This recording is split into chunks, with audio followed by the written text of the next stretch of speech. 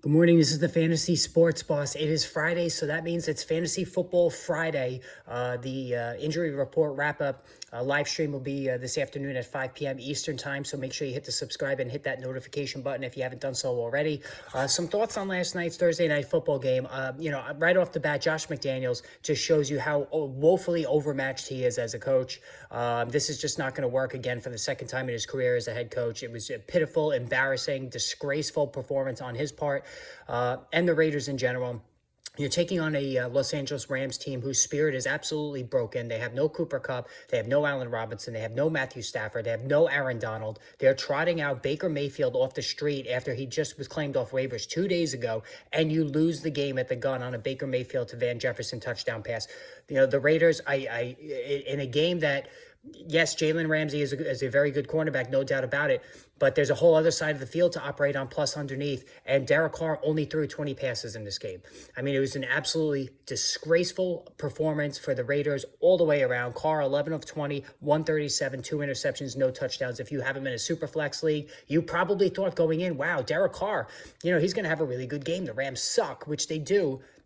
And he gets nothing, not even a single touchdown. And I've said, guys like Derek Carr, when I said during a stream yesterday, since he doesn't run, it's very imperative that he throws 2 touchdowns. Guys like him, like Stafford, like Rodgers, like Tom Brady, they need to throw 2 touchdowns to make hay in a fantasy football matchup, and he didn't even throw one. Just a disastrous performance.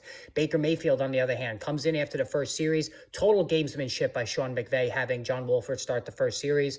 Hey, no rule against that. Mayfield played well, 22 of 35, 230, and a touchdown to Jefferson at the gun there.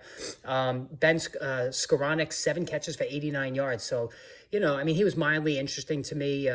When Stafford was around, I'm still not going to run out and pick him up, but it was a decent outing. And of course, Van Jefferson had only 2 catches for 44 yards, but one went for the touchdown right at the end there.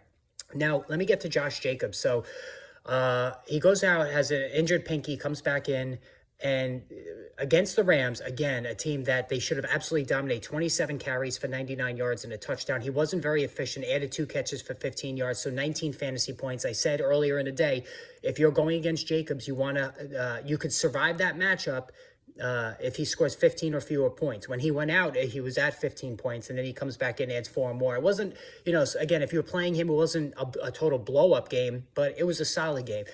But again, they're asking for trouble. I'm really starting to think now that the Raiders have no intention whatsoever of bringing back Jacobs, even on a franchise tag next season. They already declined his option for next year. They are literally running this guy into the ground. He's now got 3 separate injuries, his calf, his shoulder, and now his pinky. And, to give 27 carries and to even run it that many times against the Rams is just criminal. So it really does look like they're going to run him into the ground and just let him go as a free agent. If you're a Jacobs owner, you're loving it, but you're also in the back of your mind thinking, geez, he's not going to make it to the fantasy football playoffs at this point. And it looked pretty dicey early on there. As far as Davante Adams, if you're a Davante Adams owner, you can't even believe what you saw yesterday. 3 catches for 71 yards. He comes out right away with the one-handed catch. I'm not going to say that Ramsey held him down because it wasn't a pass-heavy script.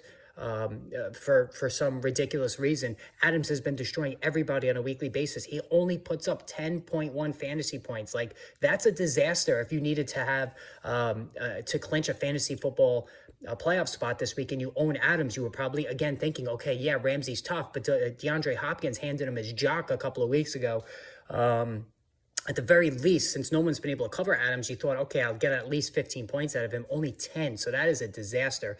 And it just goes to show you sometimes the randomness of fantasy football, that a guy as dominant as Adams has been only puts that on the table. As far as Cam Akers, 12 for 42, again, he shows no speed. If he has to try to get it to the outside, it's like he's in quicksand.